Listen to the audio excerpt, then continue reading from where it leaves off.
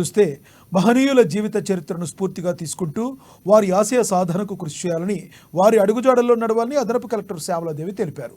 అన్నాబావు సాఠే 104వ జయంతి ఉత్సవాలను కలెక్టర్ సమావేశ మందిరంలో గురువారం నిర్వహించారు. అన్నాబావు సాఠే డాక్టర్ బిఆర్ అంబేద్కర్ చిత్రపటాలకు పూలమాలలు వేసి ఘన నివాళులర్పించారు. అనంతరం ఆయన చేసిన సేవలను స్మరించుకున్నారు. అంతకుముందు అదనపు కలెక్టర్తో పాటు దళిత అభివృద్ధి అధికారిని సునీతను శాలువతో ఘనంగా సత్కరించారు.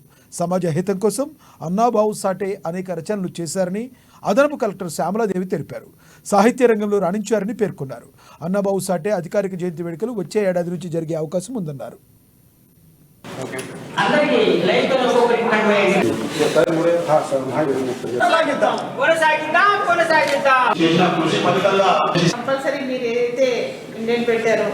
ప్రభుత్వ పరంగా చేయాలని చెప్పేసి మొన్న మేము రిప్రజెంటేషన్ కూడా తీసుకోవడం జరిగింది.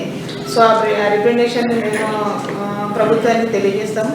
సో మీరు అన్న కోరుకున్న విధంగానే ప్రభుత్వం నుంచి కూడా ఆదేశాలు రావచ్చు. నెక్స్ట్ ఇయర్ కంపల్సరీ ఇదే అంటే ప్రభుత్వ పరంగా కార్యక్రమాలు కొనసాగిస్తారని నేను కోరుకుంటున్నాను.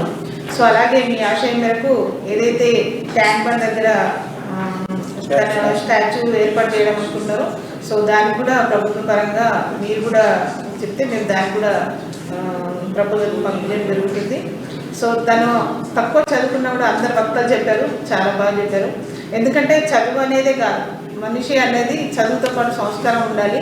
ఏం చేయాలన్నా అంటే మనం ఉన్న దానికి ఏదో ఒక సహకారం ఉండాలి. ఇప్పుడు మనము తను తలుచుకుంటున్నాం, సో దానికి తగ్గట్టుగానే వాళ్ళ ఆశయాన్ని మనం కొనసాగించాలి. వాళ్ళు ఎంతో చేశారు, గొప్ప చేశారు, దాంట్లో కొంచెమైనా మనం చెయ్యాలి. సో ఆయన గొప్పతనాన్ని గుర్తించి అప్పుడు ప్రభుత్వం కూడా చాలా ఘనంగా సత్కరించారు. ఎందుకంటే పోస్టల్ దాంట్లో ఆయన పేరు రావడం చాలా గొప్ప విషయం. అలాగే ఆయన అదే కాకుండా అంటే సినిమాటోగ్రఫీ కూడా అంటే సినిమాలో కూడా రచయితగా చేశారని చెప్పేసి చదవడం జరిగింది. సో కాబట్టి అతను ఎంత చదువుకోకపోయినా మంచి గొప్ప మేధావి. సో మంచి సాహిత్య సామ్రాజ్యాన్ని మంచి పేరుంది ఆయనకి. సో ఆయనను స్మరించుకోవడం, ఆయన చేసిన దాంట్లో ఆయన కానీ అంబేద్కర్ గారు కానీ మనం చేసిన సేవలను గుర్తించుకొని వాళ్ళ అద్భుతాలలో మనం నడుస్తూ వాళ్ళు చేసిన దాంట్లో మనమైనా ఒక 10%